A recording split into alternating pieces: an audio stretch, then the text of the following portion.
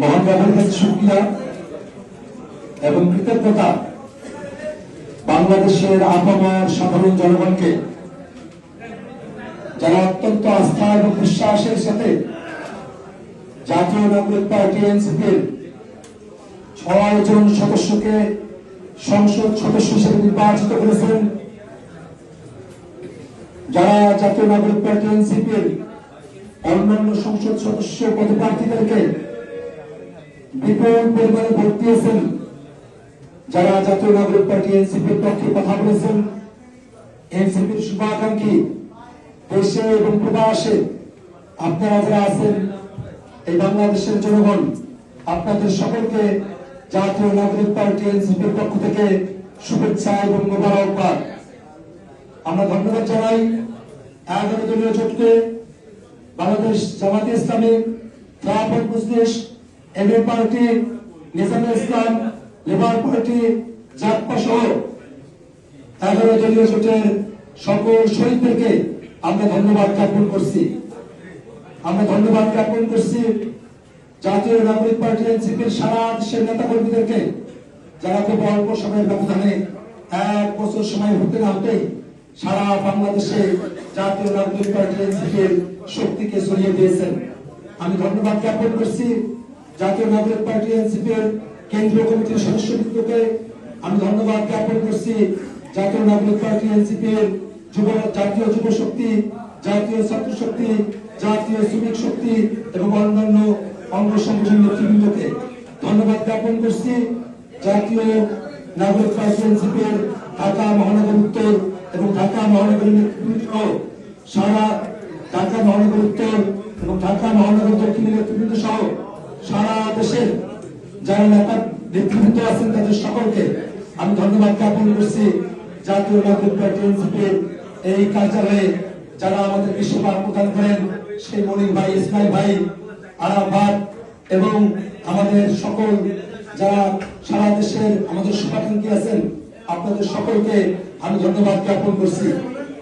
সুপ্রিয় সাংবাদিক বন্ধুগণ এবং দেশবাসী, জাতীয় নাগরিক পার্টি এনসিপি 24 অভ্যুত্থানের মধ্য থেকে 24 অভ্যুত্থানের গর্ভ থেকে জন্ম নেওয়া রাজনৈতিক দল। আমরা যেমন 24 অভ্যুত্থানে সম্মুখ সারিতে থেকে বাংলাদেশকে নেতৃত্ব দিয়েছিলাম, তার ওই ধারাবাহিকতায় জাতীয় নাগরিক পার্টি এনসিপি 28 ফেব্রুয়ারি 2025 তারিখে গঠন হওয়ার পর থেকে আমরা বাংলাদেশে সংস্কারের পক্ষে এবং বিচারের পক্ষে আমাদের অবস্থান ব্যক্ত করেছি। জাতীয় ঐক্যমত্য কমিশনে আমরা সংস্কারের পক্ষে আমাদের অবস্থান নিয়েছিলাম। আমাদের আহ্বায়ক জনাব নাহিদ ইসলাম জুলাই মামলায় ট্রাইব্যুনালে গিয়ে সাক্ষী প্রদান করার মধ্য দিয়ে জাতীয় নাগরিক পার্টি এনসিপির বিচারের পক্ষে যে কমিটমেন্ট, সেই কমিটমেন্টকে তিনি আবারও ব্যক্ত করেছেন। আমরা বারংবার বিচার এবং সংস্কারের কথা বলেছি। আমরা যারা জাতীয় নাগরিক পার্টি এনসিপির পক্ষ থেকে সংসদ সদস্য নির্বাচিত হয়েছি, আমরা আবারও আমাদের সেই কমিটমেন্ট, আমাদের সেই শপথ, বিচার বাস্তবায়ন করা এবং সংস্কার বাস্তবায়ন করার আমাদের যে শপথ, সেই শপথকে আমরা আবারও পুনর্ব্যক্ত করছি। আমরা আবারও জানিয়ে দিতে চাই, সরকার যারাই গঠন করেছে তাদের কাছে আমরা খুব স্পষ্টভাবে জানিয়ে দিতে চাই, 24 অভ্যুত্থানের সময় যাতে যারা আমাদের ভাইদেরকে খুন করেছে, যারা আমাদের ভাইদেরকে যারা পুড়িয়ে হত্যা করেছে, সেই সব সন্ত্রাসী, আওয়ামী দোসর এবং ফ্যাসিবাদের দোসর যারা আছে, তাদের কাউকেই বিচার বহির্ভূত ভাবে পার পর সুযোগ দেওয়া হবে না। ভাইরা আমার, এবারের নির্বাচন আমাদের কাছে একই সাথে আনন্দের এই কারণে যে 24 অভ্যুত্থানের মধ্য দিয়ে 5ই আগস্ট যে আওয়ামী লীগ এবং তাদের দোসর জাতীয় পার্টিকে বাংলাদেশের মানুষ আন্দোলনের মধ্য দিয়ে বয়কট করেছিল, এবারের নির্বাচনে 11 দলীয় জোট এবং বিএনপি জোটের এই নির্বাচনী ধুমাডোলে আওয়ামী লীগ বাংলাদেশের রাজনীতি থেকে একেবারেই জনমানুষের মন থেকে একেবারেই অপ্রাসঙ্গিক হয়ে গেছে। এবারের নির্বাচনে দোসর জাতীয় পার্টিকে সুযোগ দেওয়া হলেও সেই দোসর জাতীয় পার্টির ঘাঁটি রংপুরে দোসর জাতীয় পার্টি 3য় স্থান অধিকার করতে পারে নাই। 3য় স্থান 4র্থ স্থান অধিকার করার মধ্য দিয়ে আবারও প্রমাণিত হয়েছে 5ই আগস্টে সংসদ থেকে আওয়ামী লীগের সাথে জাতীয় পার্টিকে বাংলাদেশের জনগণ যেমন বিতরণ করেছিল, তেমনি ভাবে আবু সাইদের ঘাঁটি, আবু সাইদের জন্মস্থান রংপুরের মানুষেরা জাতীয় পার্টিকে এবারের নির্বাচনে চূড়ান্ত ভাবে প্রত্যাখ্যান করেছে। আমরা এই জন্য রংপুরের জনগণের কাছে বিশেষভাবে আমাদের কৃতজ্ঞতা জ্ঞাপন করছি। ভাইরা আমার, নির্বাচন অনুষ্ঠিত হয়েছে, আপনারা দেখেছেন অনেকগুলো জায়গাতেই এবারের নির্বাচনে আমরা যদি পরিস্থিতি মূল্যায়ন করি, এবারের নির্বাচনে জনগণের স্বতঃস্ফূর্ত অংশগ্রহণ ছিল। মানুষেরা বাসে করে, ট্রেনে করে, মানুষেরা ট্রলারে করে, লঞ্চে করে তারা তাদের এলাকায় এলাকায় গিয়েছেন।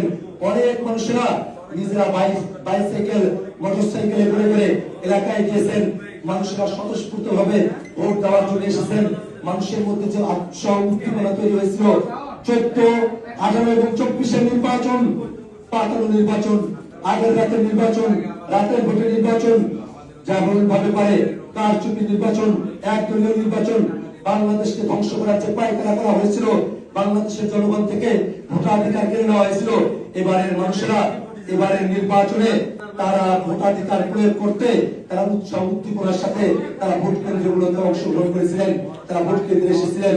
আমরা দেখেছি জনগণের বিপুল অংশগ্রহণ, কিন্তু ফলাফল প্রকাশের সময়টাতে আমরা খেয়াল করে দেখেছি অনেকগুলো আসনে পরিকল্পিত ভাবে 11 দলীয় জোটের যারা নেতা কর্মী আছে, 11 দলীয় জোটের যারা এমপি পদপ্রার্থী ছিলেন, তাদেরকে পরিকল্পিত ভাবে রেজাল্টে ইঞ্জিনিয়ারিং করে তাদেরকে হারিয়ে দেওয়া হয়েছে।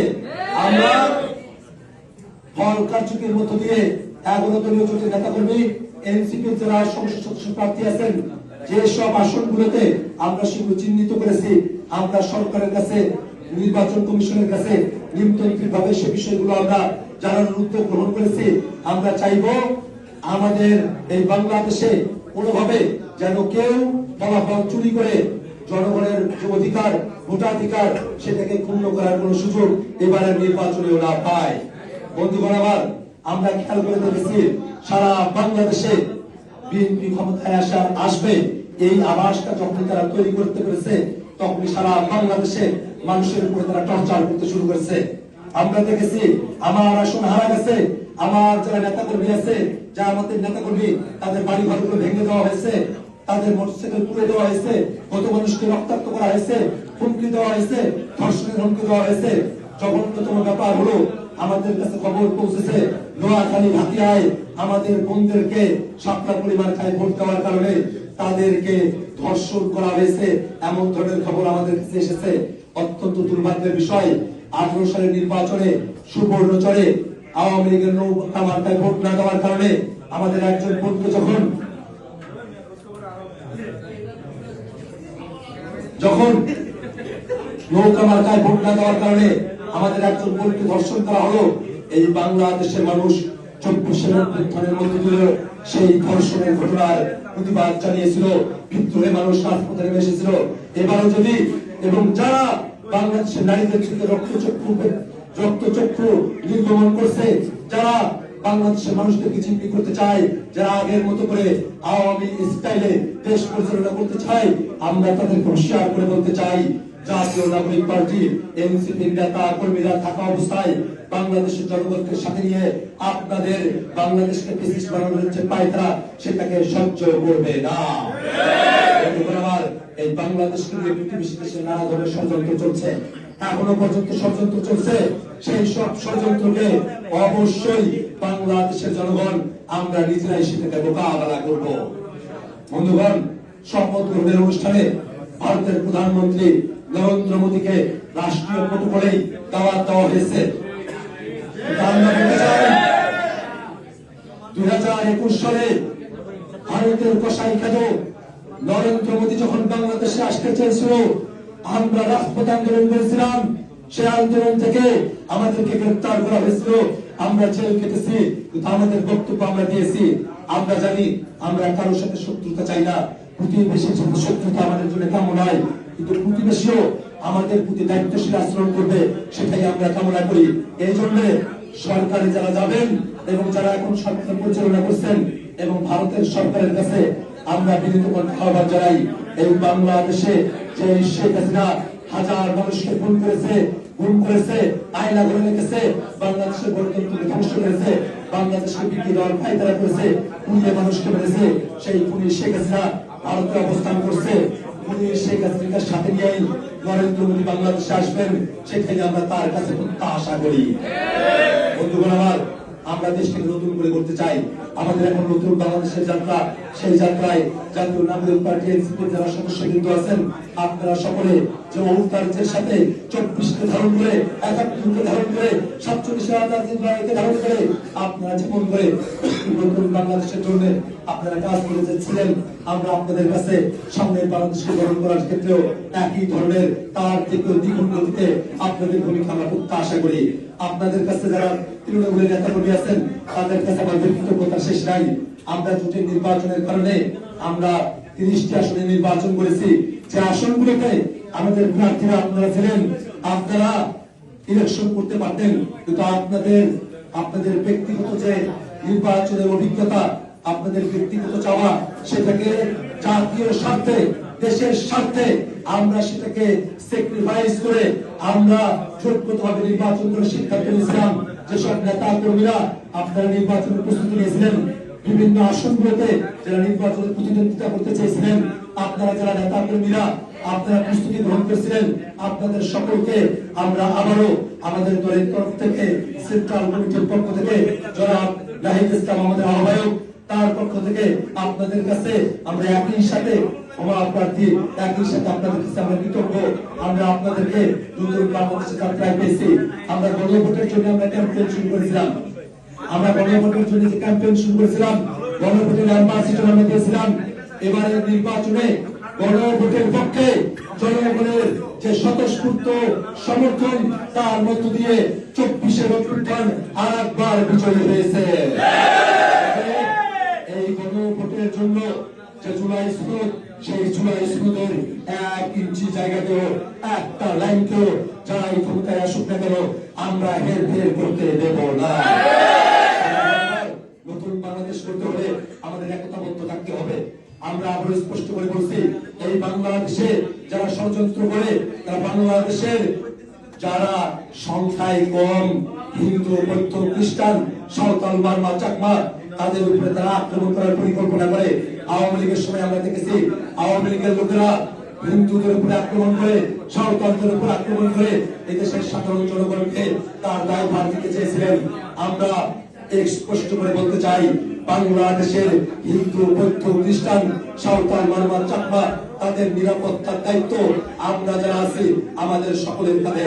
আমরাই এই বাংলাদেশকে একটা সম্প্রীতির বাংলাদেশ, এই বাংলাদেশকে আমরা একটা নতুনের বাংলাদেশ, এই বাংলাদেশকে হিন্দু, মুসলমান, দলিত, হরিজন, যারা লিপ্ত বর্ণের হিন্দু আছে, সাঁওতাল, মারমা, চাকমা, তাদের জন্য উপযোগী একটা বাংলাদেশ আমরা করতে চাই।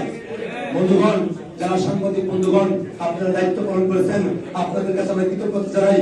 প্রশাসনের বন্ধুরা, যেসব আসনগুলোতে আমরা অভিযোগ করছি, সেই আসনগুলো সুরা হলে পরে আপনাদের জন্য ধন্যবাদ। আপাতত স্থগিত করে রাখা হলো। প্রত্যেকটা জায়গা সুরা হওয়ার পরে আমরা প্রশাসনের কর্তারা যারা আছেন, ব্যক্তিরা যারা আছেন, আমরা তাদেরকে ধন্যবাদ জ্ঞাপন করবো। বন্ধুগণ আমার, তারপরেও ব্যক্তিগত ভাবে প্রশাসনের ভাইরা ঝুঁকি নিয়ে নিরপেক্ষ নির্বাচনের পক্ষে অবস্থান নিয়েছেন। ব্যক্তিগত ভাবে আপনাদের প্রত্যেককে, যারা আইন শৃঙ্খলা বাহিনীতে আছেন, যারা আর্মিতে আছেন, বিজেপিতে আছেন, যারা আনসার বাহিনীর সদস্য আছেন, যারা এই বাংলাদেশের পুলিশ বাহিনীতে আছেন, আইন শৃঙ্খলা বাহিনী র্যাবে যারা আছেন, আপনারা যারা আছেন, যারা নির্বাচনের সময় যাতে ব্যক্তিগত ভাবে নিরপেক্ষতা বজায় রেখেছেন, প্রশাসনিক কর্তারা, রিটার্নিং কর্মকর্তা, পোলিং এজেন্ট অফিসার, আপনারা যারা নিরপেক্ষ ভূমিকা রেখেছেন, আপনাদের কাছেও ব্যক্তিগত কৃতজ্ঞতা আমরা জানাই। তো প্রাতিষ্ঠানিক কৃতজ্ঞতা আমরা স্থগিত রাখলাম, যতক্ষণ এটা শুরু আনা হয়। প্রাতিষ্ঠানিক কৃতজ্ঞতা আমরা তারপরে জানাবো। বন্ধুগণ আমার, আন্তর্জাতিক সম্প্রদায় আপনারা যারা আছেন, বিভিন্ন দেশের দূতাবাসগুলো এখানে আছে, আমরা আন্তর্জাতিক সম্পর্ককে একটা ভিন্ন মাত্রায় আমরা দেখতে চাই। আমরা এই বাংলাদেশের স্বার্থটাকেই আমরা প্রধানত দেখতে চাই। বাংলাদেশের স্বার্থ আমাদের গোটা পৃথিবীর মানবতা, গোটা পৃথিবীর মানুষের মুক্তির অধিকার, সবগুলো বিষয়কে আমরা সমন্বয়ে নিতে চাই। আমরা স্পষ্ট করে বলি, যারা বিদেশি বন্ধুরা আমাদের আছেন, আপনাদের কাছে আমাদের আহ্বান থাকবে, এই বাংলাদেশকে এগিয়ে নিয়ে যাওয়ার ক্ষেত্রে আপনারাও আমাদের সতীর্থ, আপনাদের সাথে আমদানি রপ্তানি, আপনাদের সাথে বিজ্ঞান প্রযুক্তি এবং অন্যান্য জায়গাগুলোতে শিক্ষায়, প্রত্যেকটা জায়গায় কৃষিতে আপনাদের সাথে নগর অবকাঠামো সহ অন্যান্য জায়গাগুলোতে ডিফেন্সে সবগুলো জায়গায় আমরা সুসম্পর্ক করার মধ্য দিয়ে নতুন একটা বাংলাদেশ করতে চাই। সাংবাদিক বন্ধুগণ এবং আমার নেতাকর্মী ভাইরা যারা আছেন, আপনারা অনেক কষ্ট করে আমাকে সম্পর্কটা দেওয়ার জন্য উপস্থিত হয়েছেন। আমি আপনাদেরকে আগেও জানাই নেই, খুব অল্প সময়ের ব্যবধানে এতগুলো মানুষ আপনারা এখানে একত্রিত হয়েছেন। আপনাদের সকলকে আবারও ধন্যবাদ জানিয়ে আমি আমার কথা এখানে শেষ করছি। ইনকিলাব জিন্দাবাদ, এনসিপি জিন্দাবাদ।